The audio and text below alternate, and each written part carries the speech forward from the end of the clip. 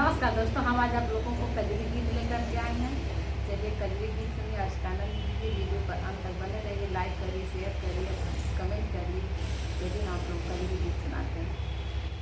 पिया लइकन के हमरे खेलावल करा, गुनगुना बजावल करा ना।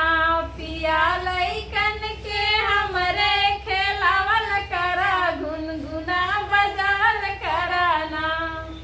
तुहर मम्मी ना खेलइए, तुहर पापा ना खेलइए, तुहर मम्मी ना खेलइए, तुहर पापा ना खेलइए। पिया तुहई त हथवा बटावल करा, गुनगुना बजावल करा ना। पिया तुहई त हथवा बटावल करा, गुनगुना बजावल करा ना। पिया तुहई हथवा बटावल करा, गुनगुना बजावल करा ना। पिया तुहई त हथवा बटावल करा, गुनगुना बजावल करा ना।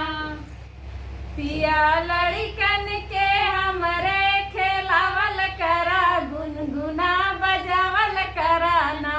पिया लड़कन के हमरे खेलावल करा, गुनगुना बजावल करा ना। तुहर चाचा ना खेलइए, तुहर चाची ना खेलइए, तुहर चाचा ना खेलइए, तुहर चाची ना खेलइए। पिया तुहई त पलना झुलावल करा, पिया तुहई त पलना झुलावल करा, लइकन के खेलावल करा ना। पिया तुहई त पलना झुलावल करा, पिया तुहई त पलना झुलावल करा, गुनगुना बजावल करा ना। पिया तुहई त पलना झुलावल करा, गुनगुना बजावल करा ना।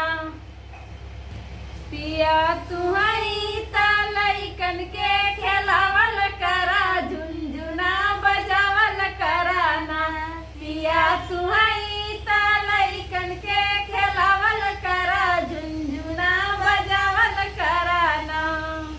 तुहर भैया ना खेलइए, तुहर बहिनी ना खेलइए, तुहर भैया ना खेलइए, तुहर बहिनी ना खेलइए। पिया तुहई ने पुलवा धरावल करा, झुनझुना बजावल करा ना। पिया तुहई ने पुलवा धरावल करा, झुनझुना बजावल करा ना। पिया तुहई त लइका खेलावल करा, झुनझुना बजावल करा ना। पिया तुहई त लइका खेलावल करा, झुनझुना बजावल करा ना। पिया तुहई त लइका खेलावल करा, झुनझुना बजावल करा ना। तो दोस्तों, झुनझुना ठीक लगा कि नहीं? फिर मिलती है अगली वीडियो में। तब